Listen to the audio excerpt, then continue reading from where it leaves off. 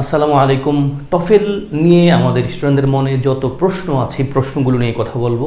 শুরুতে আমরা সবাই জেনে থাকি টফেল সমাধান করা আমাদের জন্য জরুরি, গুরুত্বপূর্ণ।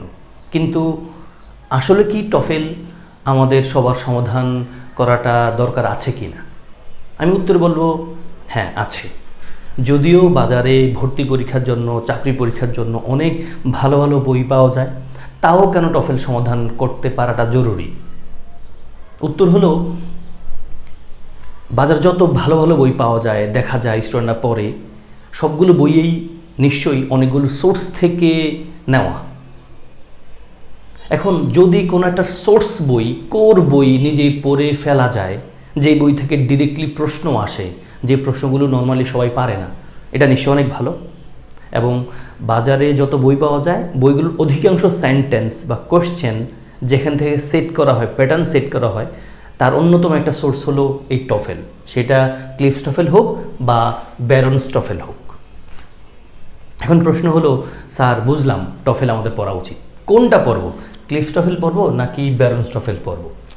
উত্তর হলো, যে কোনো একটা পড়লেই হবে। যদি কারো ব্যারন্স টফেল পড়া হয়ে যায়, তার আর ক্লিফস টফেল পড়তে হয় না। যদি কারো ক্লিফস টফেল পড়া হয়ে যায়, ব্যারন্স টফেল আলাদা করে পড়তে হয় না, কারণ দুটা বইয়ের আউটকামটা অলমোস্ট সেম।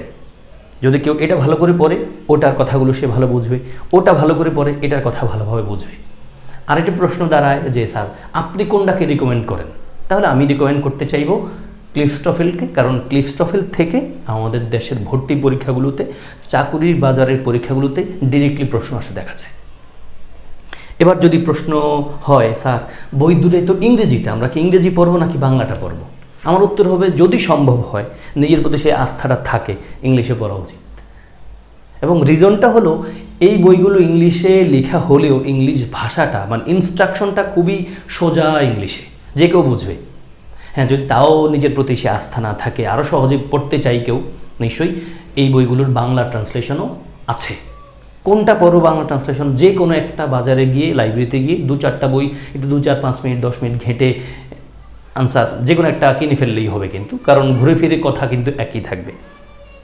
এবার যদি প্রশ্ন হয়, স্যার বুঝলাম আমাদের পড়া উচিত, বাংলা পড়বো না ইংরেজি পড়বো, যেটাই পড়ি এখন হলে পড়বো কি, এটা অনেকে বোঝে না।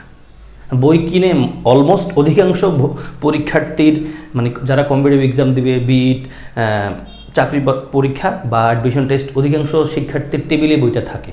বাট আমি খুব জোর দিয়ে বলতে পারি, মোর দ্যান 80% স্টুডেন্ট এই বইটা খুলে দেখে না, খুললেও প্রথম 10 পৃষ্ঠা 15 পৃষ্ঠা পড়ে, এরপরে আর পড়া হয় না। এটা রিজনটা হলো, আসলে কোনো গাইডলাইন নেই আমার কী পড়া উচিত, কীভাবে পড়া উচিত। কী পড়বো যদি আমি বলি, আসলে আমি যদি একটা ব্যবসা করি, ব্যবসার টার্গেট কী? ব্যবসার মৌলিক টার্গেট হবে প্রফিট করা। হ্যাঁ, প্রফিটটা একদিনে আসবে না, একটু সময় নিতে হবে। কারণ আমি কি ব্যবসা এমনভাবে করবো যে 5 বছর ধরে ব্যবসা করছি, আমি প্রফিট তো নাই, আমার মানে লস লাভের কোনো ইকুয়েশন আমার কাছে নাই, না আমি শুধু ইনভেস্ট করছি, আমার কোনো প্রফিটটা নাই, নিশ্চয়ই আমার এই ব্যবসা থাকবে না, মানে আমার পরিবেশও ডুবে যাবে। আমাদের টার্গেট হবে এই বইটা পড়ার, আমরা যেন মূল পরীক্ষায় গিয়ে প্রশ্ন কমন পাই।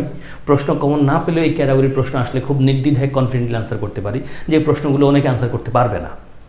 এখন এই বইটার কী পড়তে হবে যদি আমি সোজা কথায় বলি, এক্সারসাইজ পড়তে হবে। এক্সারসাইজ পড়াটা আমাদের মৌলিক টার্গেট। হ্যাঁ, এক্সারসাইজ পড়তে গেলে এক্সারসাইজের আগে সহজ ইংলিশে কিছু রুলস রেগুলেশন লেখা আছে, প্রতিটা রুলসের সাথে 2-3টা করে এক্সাম্পল দেওয়া আছে, যেগুলো থেকে ডিরেক্টলি প্রশ্ন সেট করা হয়। এবং পিন পয়েন্ট এরর, যেটাকে আমরা মিনি টেস্ট বলি, মিনি টেস্টগুলো ভালোভাবে পড়তে হবে। সেখানে কারেকশনের খুবই স্ট্যান্ডার্ড ক্যাটাগরি কিছু প্রশ্ন আছে, এবং প্যাসেজ সমাধান দিয়ে সেখানে অনেকগুলো 6-7টা প্যাসেজের মতো আছে বইয়ের শেষ দিকে, স্ট্রাকচারাল অ্যান্ড রিটার্ন এক্সপ্রেশন, এই জাতীয় একটা পয়েন্টের পর থেকে। এখন মোটা দাগে আমাদের টার্গেট হলো প্রশ্ন সমাধান করতে পারা। এই প্রশ্ন সমাধান করতে যদি আমি না পারি, বইটা শেষ করে ফেলছি, আমার তো লাভ নাই। আমাদের মৌলিক টার্গেট হবে প্রশ্ন সমাধান করতে পারা। এই জন্য আগের রুলসগুলো রিডিং পড়া, এবং রিডিং পড়লে যে কেউ বুঝবে, যার একবারে বেসিক ইংলিশ রিডিং পড়ে বোঝার ক্যাপাসিটি আছে। এখন আমরা দেখি বাজারে বইগুলোতে যে যখন প্রশ্ন সাথেই অ্যান্সার, পাশে অ্যান্সার বা নিচে অ্যান্সার, বা টপিকের বা 100টা কোয়েশ্চেন আছে, 100টা কোয়েশ্চেনের শেষে অ্যান্সার। আনফর্চুনেটলি এই বইগুলোতে আনসারগুলো একটু পরে থাকে। লাইক এক্সারসাইজ 1 উত্তর দেওয়া আছে হয়তো 400 নম্বর পৃষ্ঠায়। এখন এটা নিয়ে অনেকে একটু কনফিউশনে পড়ে যায়। আমি এই কনফিউশন দূর করার জন্য আমার ফেসবুক পেজে, ইউটিউবেও একটা কমেন্ট করেছিলাম ডিটেল। আমি এই ভিডিওর কমেন্টে ডিসক্রিপশন বক্সে ওই প্যাটার্নটা দিয়ে রাখবো, যে কেউ ওই প্যাটার্ন ধরে পড়লেই তার টফেলের প্রস্তুতিটা হয়ে যাবে। হ্যাঁ, যদি কারো ইচ্ছে থাকে যে আমি একা একা এই প্যাচটা নিতে চাই না, এবং অধিকাংশ শিক্ষার্থীর মনের একটা কমন ইস্যু, সেটা হলো টফেলটা গুরুত্বপূর্ণ মনে করে একটা টফেল কিনে পড়া শুরু করে দেয়, আনফর্চুনেটলি 10-20 পৃষ্ঠা 30 পৃষ্ঠা পড়ার পর পড়া বন্ধ হয়ে যায়। কারণ কি, মোটিভেশন নাই। ইংলিশে পড়লে তো প্রবলেম আছেই, বাংলা পড়লেও তো অধিকাংশ সেন্টেন্স কিন্তু ইংলিশে বুঝতে হয়। তখন যদি প্রবলেম কেউ ফিল করে, এবং এটা অধিকাংশ স্টুডেন্ট ফিল করে, এবং যদি কেউ প্যাচ মনে করে, আমি প্রতি বছর এই টফেল সমাধান, মূলত আমি ক্লিফস টফেল সমাধানের একটা কোর্স প্রতি বছর করি, যেখানে আমি 30টা ক্লাসের মধ্য দিয়ে টফেল কোর্সটাকে, টফেল বইটাকে শেষ করি, যতটুকু আমাদের কম্পিটিটিভ এক্সামের জন্য প্রয়োজন। সেখানে একবারে 30টা ক্লাস আমি 30টা পিডিএফ দিই, এবং প্রতি ক্লাসে পরীক্ষা আছে, এবং 6টা স্ট্যান্ডার্ড মডেল টেস্ট আছে, যেগুলো টফেল থেকে, টফেলের ক্যাটাগরিতে নেওয়া। আশা করছি আমি টফেল নিয়ে আমাদের স্টুডেন্টের মনে যে প্রশ্নগুলো আছে সেগুলোর আনসার করতে পেরেছি। সবার জন্য শুভকামনা জানিয়ে শেষ করব। আসসালামু আলাইকুম।